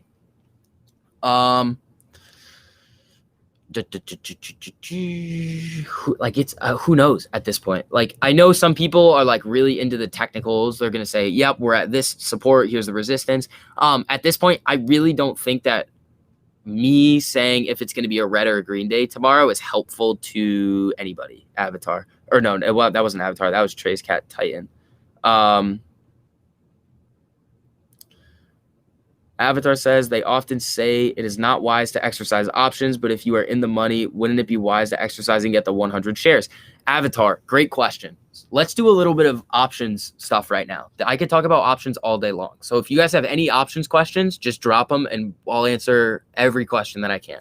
So in terms of exercising options, we'll take a look at one right now. And this will be really simple. January 2022, we're going to look at the $30 strike. So the $30 strike right now for January 2022 costs let's just use the last price, $1,690. So if you bought this contract for, let's say, $100 back in, or $200 back in April, it is now worth almost $1,700. You can sell, take that $1,700 and put it into the stock. Here's the thing, though. Here's where it gets interesting on how options work. So there's intrinsic and extrinsic value with options. The intrinsic value of an option, these options right here have zero intrinsic value because you own the right to purchase a stock at $50 a share, but the stock is trading at $38. So it's not logical for you to exercise that option. But for this 30, let's say the stock is at 38 flat because that just makes it easier. The intrinsic value of that option is $8. So 8 times 100 is 800. So if you exercise, you're already at an $800 gain. But look, the options contract is trading for $1,690. So you made more than that $800 profit than you would have if you exercised. And the reason why this contract is going to be more expensive is because there's a lot of time to expiration. There's an implied volatility factor called Vega that's going to increase the value of these contracts if there's a lot of time to expiration. Ron Allen, thank you so much, man. I think the government wants the squeeze to happen. When the 010 government bond broker rule goes into effect, government gets a lot of capital gains taxes. I think that's mainly for when the squeeze just happens, that a lot of capital gains taxes would come in. But Avatar, did that answer your question? So when you exercise an options contract, here's what happens. The stock is trading at 38.01, but you own the right to purchase it at 30. So an institution or a counterparty needs to go out on the open market, buy 100 shares per contract at 38.01, and then sell them to you for 30. So when you think about options, it's actually in the market maker's best interest to just actually,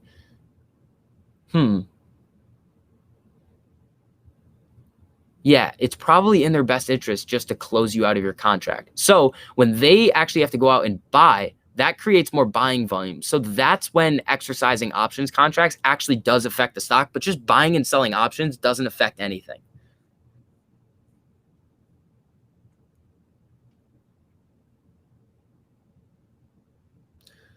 Are the hedgies also invested in the Chinese market? If so, how can it affect what they do with the US market? Okay, so they can invest pretty much wherever they want. I mean, if they're taking really significant losses on these positions that they have right now, then yeah, it's going to hurt them. It's going to drain some of their liquidity. But like, yeah, they can trade in the Chinese markets if they have offices over there.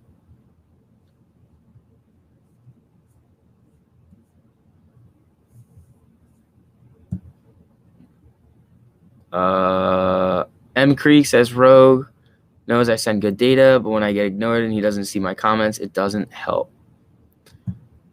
M Kriegs, you can send me a DM too. I pretty much read everything. SCV or Rogue, why was I put in timeout? What did I do? Eric, I didn't see that. I did not see that. Oh, here he is. What's his name? There's a guy that changed his name, I think. Let's see. No capital gains for me. I'm never selling. Interesting thought there. You can do whatever you want with your money. Did Volkswagen have another mini squeeze at the end of March? Volkswagen, I don't think is like really publicly traded. It's like VWaggy now. It like got delisted. Yeah, it's like OT. Maybe it could have. Jeez. Donnie, thank you so much for that super chat, man. I am going to be giving Rogue that bottle of Kraken this week. So I'm gonna make a video with it, or I'm gonna have Rogue make a video, and we're gonna post it on Twitter, and we're gonna make sure that gets through. But thank you so much for these huge super chats, guys. This is insane. Avatar Nation, okay, you win for now. My new super chat nemesis. Oh wait, in my Urkel voice. Did I do that? Smartest thing I was told to do with calls: buy the $1 contract and exercise. The price for the contract should be the same as buying 100 shares at the money. Donnie, what expiration date is that? Ron says, tell Rogue to go all the way down in push-ups. He does. I've seen Rogue do push-ups. Avatar says, yes, thanks. If I have a $30 call option and the current share price is above 30, it makes sense to exercise, seeing the potential upside of AMC stock. Okay, Avatar, it depending on how many contracts you have. If you have like 1,000 contracts or like 500 contracts, then yeah, it would make these institutions go out and buy a decent amount of shares. But if it's just you and you have like 1 to 5 contracts, it's not really going to affect all that much. And you could always roll over. There's a lot of things you can do with options. You just have to figure out what's best for you. It's like, do you want more shares of stock, and do you want to like buy it at a lower price than what the stock is currently trading at and exercise that option? If the answer is yes, then do that. If you want to just take that cash that you made on those options and basically say, okay, well, I made a bunch of money on this. Maybe I'm going to buy AMC shares. Maybe I'm going to buy some more further out options, or I'm going to do something else with it. Completely up to you.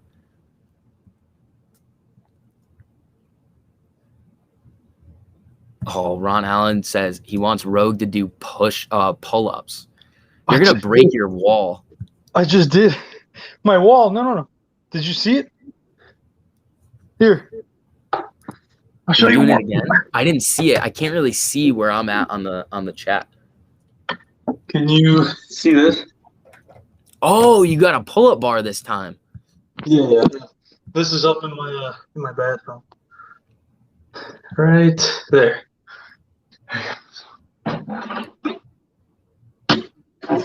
Rogue is crushing it over there.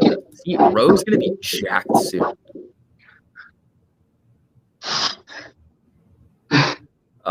Alien Ape, where do you send Rogue something?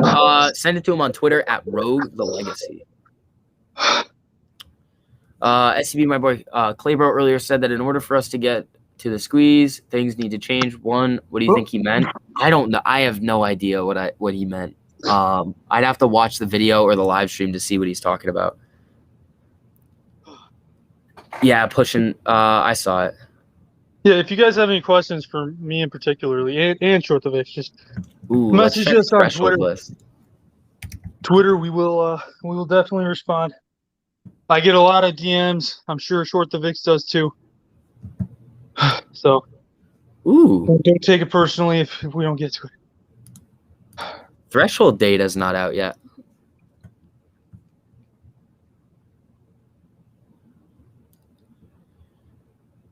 I think you guys should talk about a stock squeeze that happened in the past to help us apes understand who and what could happen to AMC. Leroy, we brought up Volkswagen a couple of times in the past.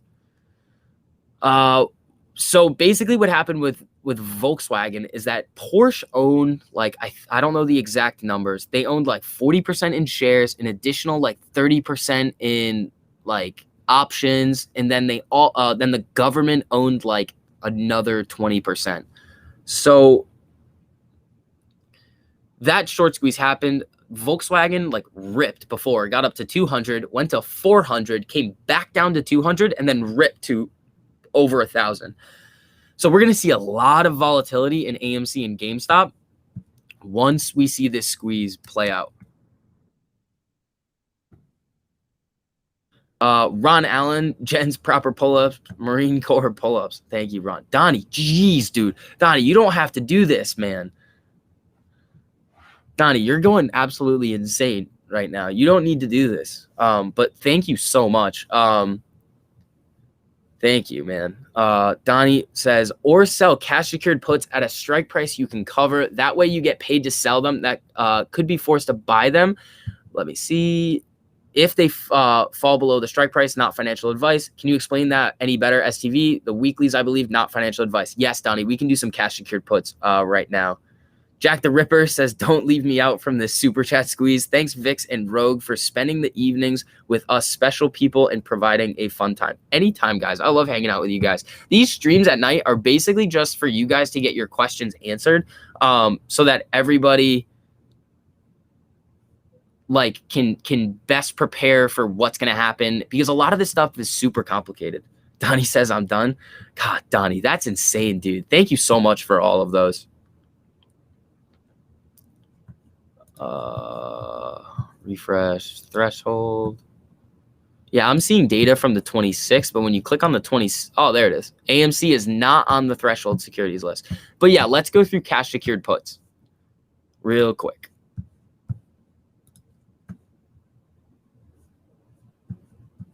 All right, cash secured puts. So let's pull up the put option chain for AMC this week. So when you think about a put contract, when you buy it, it gives you the right to sell 100 shares of stock at a certain price on or before a specified date.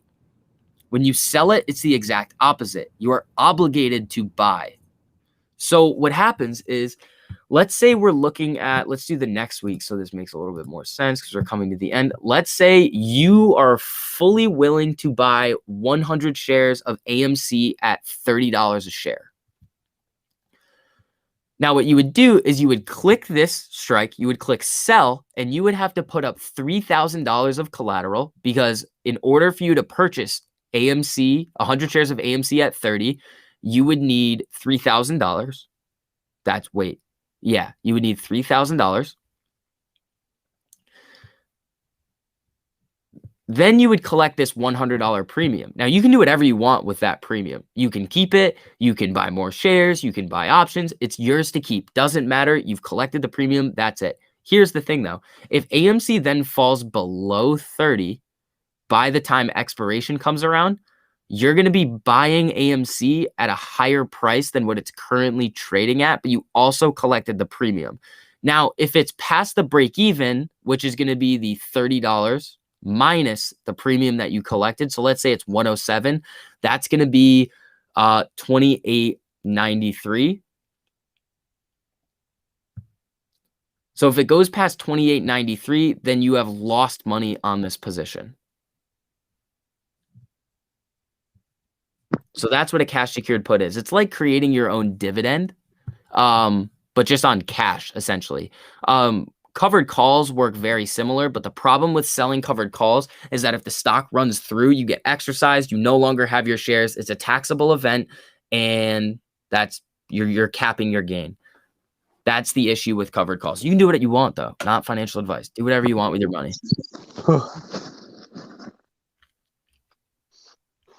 Great explanation. Thank you, Rogue. You're We are welcome. about Let's get 20 the hype. minutes away from Power Half Hour. Oh, snap. Oh, jeez.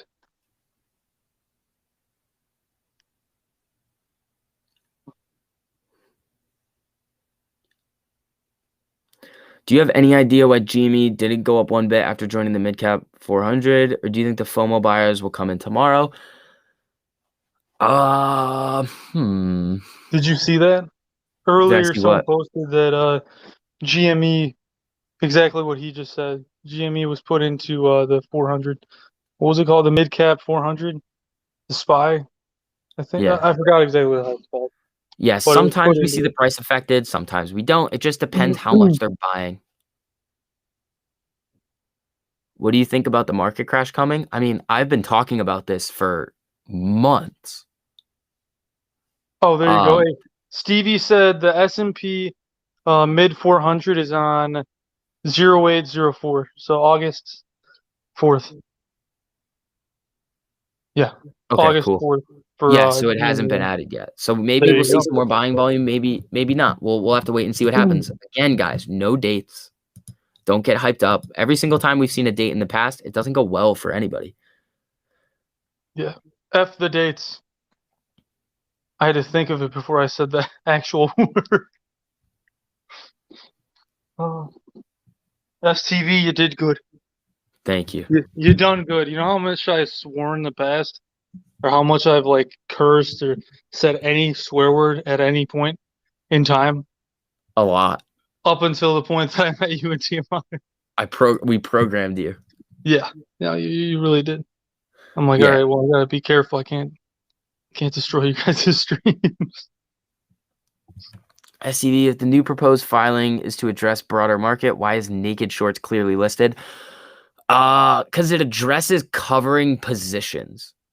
Right. And in liquidating positions to cover other positions, and shorts, naked shorts, all of that. It's weird that naked shorting is mentioned because Right. it's not supposed to exist. Like, it's illegal. So Exactly.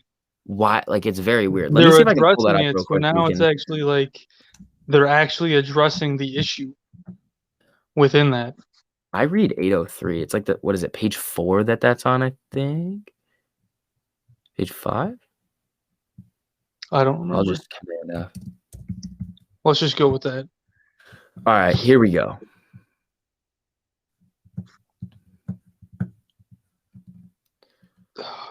Let's see. In return for the lent securities, the borrower transfers collateral, and a net rate payment is typically transferred to either the lender or the borrower that reflects the liquidity of the lent securities as well as interest on any cash collateral. NSCC understands that SFTs provide liquidity to markets and facilitates the ability of market participants to make delivery on short sales and thereby avoid failures to deliver, naked shorts, and similar situations. So they're saying that these transactions help to avoid naked shorting and failures to deliver. So they're not really like calling out naked short. Let me see if it's mentioned again. Yeah, it's mentioned again. Yeah, this is the same thing. So it's basically referring to the concept of naked shorting that these SFTs are helping to prevent that, if that makes sense. Maybe it's closing the loophole for market makers. I don't know if that loophole is going to get closed because they need it in order to facilitate a lot of their transactions because they do it so quickly. Like when they get the buy orders in, they can short to give it to you. It's like a very weird, very, very weird stuff that the market makers are allowed to do. Oh, I did not go over Ortex data yet, but we can. What does that whole statement say? Because I can't read it on my phone. What's up? What did the whole thing say on his filing? message? No, for Eric's message. Because I can't really see anything. Rogue, did you get my video clips I sent you of me? Rogue, if you didn't, just imagine a sexy human like myself winking at you. That's funny. All right, Ortex, here we go. No, Utilization creeping up. So when utilization gets higher, it's going to get harder for these institutions to borrow shares because there's less of them that the institutions are willing to lend. So there's like a scarcity aspect involved. So when the utilization starts to go up, we could end up seeing the borrow fee rates or the cost to borrow rates end up going up because it's just a reflection of supply and demand of a good. And the good is then loaned out shares. So we're seeing estimated short interest at 14.91%. The percentage of the short percentage of the free flow, according to the exchange on July 15th, that's really the only day that it makes sense for, is 15.59%. And remember, that's just reported. So that is like the bare minimum.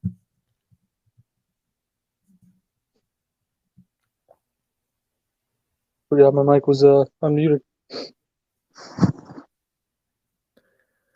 How will China dumping affect the U.S.? I mean, if the U.S. is involved, then yeah. I mean, we're going to have to wait and see. We haven't really seen a really big hit come to the U.S. markets due to this China situation yet. Like, it hasn't been like a huge deal over here. It could play out over the next couple days, weeks.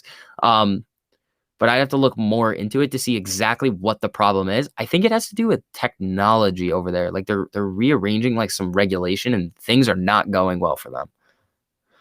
Hey, SCV, a few people are saying retail owns over 9,000% of the GameStop float. Could this be possible? Theoretically, probably. But again, we need a source for that.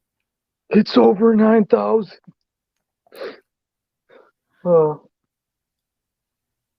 I currently have a margin account with TD Ameritrade. Is there any reason why having a margin account might hurt me during the squeeze when trying to liquidate my shares, or why cash might be better? Well, I've heard of examples of people in margin accounts where they just sell your position.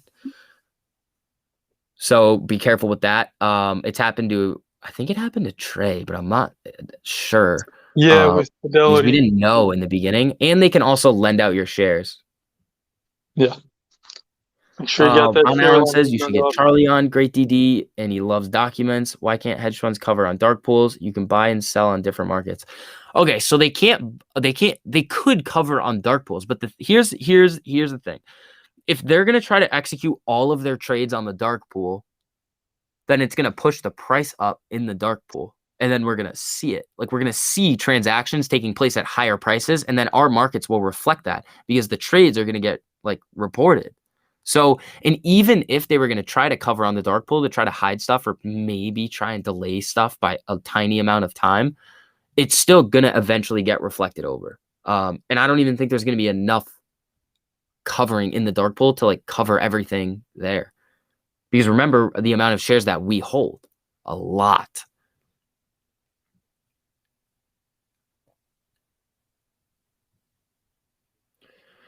SCB, if they know how many shareholders there are and also know how many shares you held at the time due to the amount of votes shouldn't they know how many synthetics are out there? Yes, but here's the thing, number two with cheese.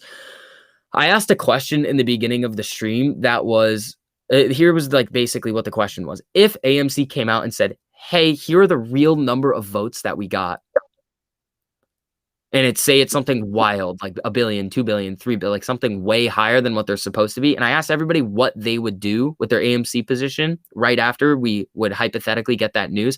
And everybody said they would buy a boatload more of AMC. And for that reason, I don't think they would be able to just come out and say, yep, here it is, because they know that what the reaction is going to happen with the stock price.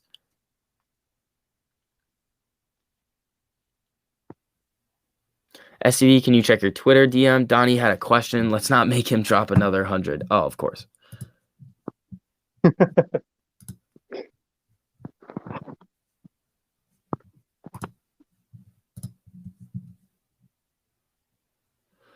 Ooh, okay, Donnie. Donnie's got an options question, which is pretty good. Literally, you have just an answer. Information on the pecking order of dark pool trades. Okay, M. Kriegs, I'm going to have to take a look at that after because I don't want to just be like reading like DD when I'm on the stream, but I will take a look at that. So here's how the wheel strategy works. Say you have a certain amount of money. The wheel strategy works best on the S&P 500. And the reason is that there's 3 expiration dates a week. So you can keep cycling it through, but we'd have to keep we would have to go through that. Here's how the wheel works. You start with cash secured puts. So what you do is, let's say, oh, this is GameStop. This is going to be different. Let's pull up AMC. It's easier. So let's say, for a hypothetical reason, you want to do the wheel strategy on AMC. So what you would do is you would start by selling a cash secured put. So we went over this earlier. You would have to put up $3,000 of collateral in order to buy the stock, 100 shares of stock at 30, and you would collect this $100 premium. That is like basically, I think it's like 3%. No. Yeah, I think it's around 3% is what you would be making. I could be wrong. Sometimes I do math terribly wrong. So then what happens is you just keep selling these cash secured puts. You keep going, you keep collecting this premium. If these options contracts keep expiring worthless, you just keep essentially making quote unquote free money with these trades. You're selling premium, you're playing theta decay. But let's say AMC 1 week ends up going past 30 on the downside. So then you have to buy the shares at 30. So now you own 100 shares. Then what you do is you start selling covered calls. Now, let's say the stock is at 28. You don't want to have to, this is not going to work anymore. So you don't want to sell a covered call lower than your cost basis, but you're going to be making more money on the selling the puts. So your cost basis would be a little bit lower, but you would keep cycling that through by selling covered calls until you get exercising, switching to cash secured puts, and you just keep going around collecting that premium. And you can make a decent amount of money doing it if you can do it consistently on the right stocks, and picking the right strike prices. Father Guido, thank you so much for that super chat. Still green, but what are your thoughts on why would they keep adding to their short position when they know nothing's for sure, but the squeeze is close? Here's why. Because when the stock, here's why they would do this. So when the stock rockets, like it did, shoots up, parabolic, boom, big gamma squeeze. Well, they're obviously going to short at these levels because they're going to have more insight into whether or not the shorts are actually covering. And if they know that the other institutions are not covering their positions, then they're like, okay, well, we're just going to short it more because we know it's going to come back down. So they're trying to make more money and try to get out of this position by averaging down and pushing it back lower. They also could just still think that they can push the share price lower with their short positions.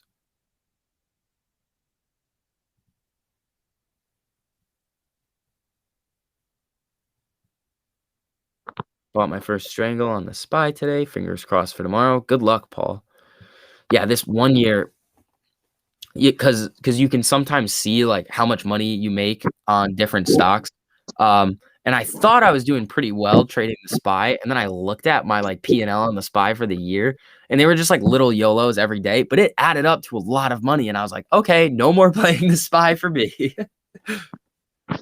Yeah, Strangle is buying a call and put at the same price. Yes.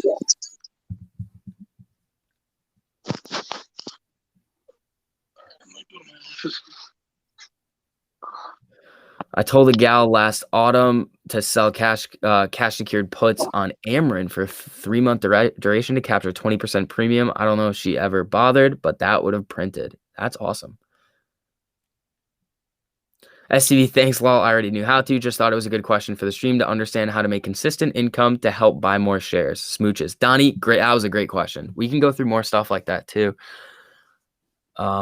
Yeah, credit spreads are a good way too. I typically don't mess around with credit spreads yet because I like to be able to visually just see stuff, and calculating like the credit to collateral ratios and stuff like that just doesn't make sense to me in my head yet, but I've also haven't looked at it. But credit spreads are a good way to generate some income too as well. But there is a little bit more risk involved with those. Father Guido, anytime, man.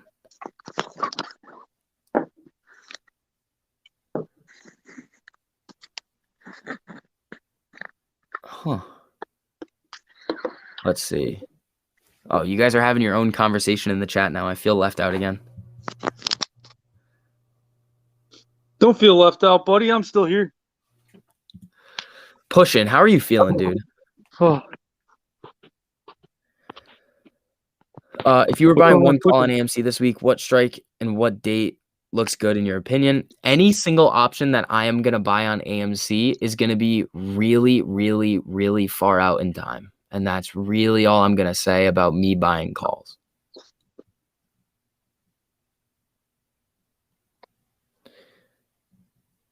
Can I also create synthetic shares that add to my share count? Asking for a friend. James, no, I don't think there's a way for you to do that.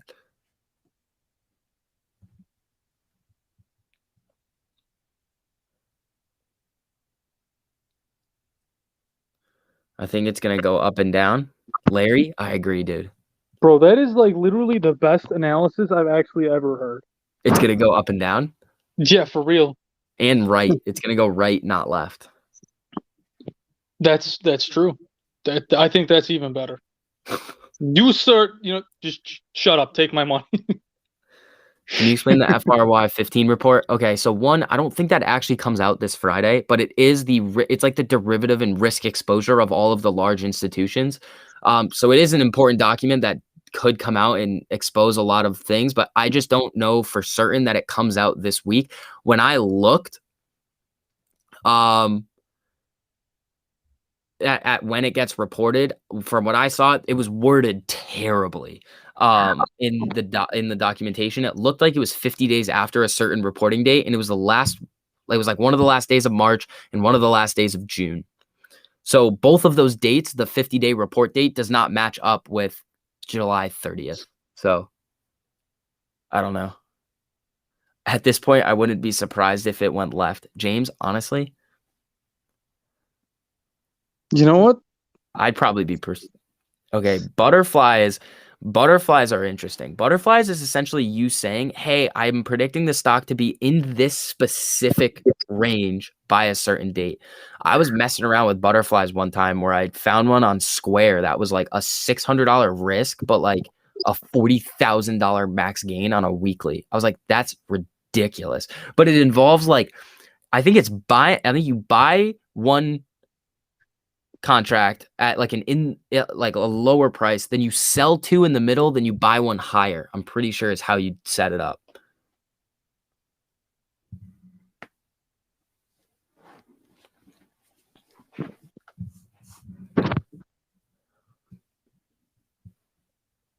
Let's give it up for STV. Put some bowls in the chat for this knowledge. Let's do it. Now it's drop. I actually think we're approaching power half hour. You are correct. Let's see. Would the Treasury's decision on raising the debt ceiling by August 2nd have any correlation with the markets? Okay. So the debt ceiling, if they do not raise the debt ceiling, people are saying the United States runs the risk of defaulting on their debt. I highly doubt they're going to default. Highly doubt it. Because if they aren't able to issue any more debt, that means they can't raise any more cash by selling bonds, which means they wouldn't be able to pay their debt obligations. What could happen, though, is that since they wouldn't really be able to pay their debt obligations, they could just get their credit downgraded, which when that happens, I think the last time that happened was 2015. It was either 2011 or 2015, and the markets did not like that. Big sell-off.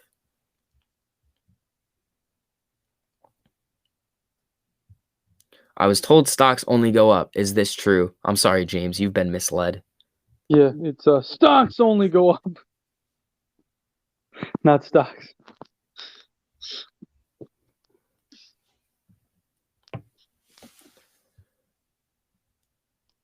STV. What's up? You got 2 minutes. I know. I'm kind of tired. I might cut it off at 9:30. I'm pretty tired today. Oh, really? Yeah, I'm tired. No power half hour? Yeah, no power half hour tonight. We're gonna cut it. All right, power 1 minute. Data decay is your friend when using butterfly strategies? Not really. Kind of. You just need it to be in a range by a certain date. Yeah. Thank you guys all for coming in tonight. Donnie, Avatar, you guys went absolutely insane with the super chats. You guys are wild. Thank you. Appreciate all of you. So yeah, we're gonna wind it down for tonight. Thank you all for coming in. If you guys have any questions, just shoot me a DM. Definitely shoot Rogue a DM too. Rogue the Legacy on Twitter, and we have Rogue the Legacy on YouTube as well. So yeah. Oh, hey, guess what? thank you guys always for coming in. If you guys wouldn't mind, just hitting that like button on the way out. It just helps us out. But yeah, thank you guys. I'll see you guys tomorrow for a video. Peace.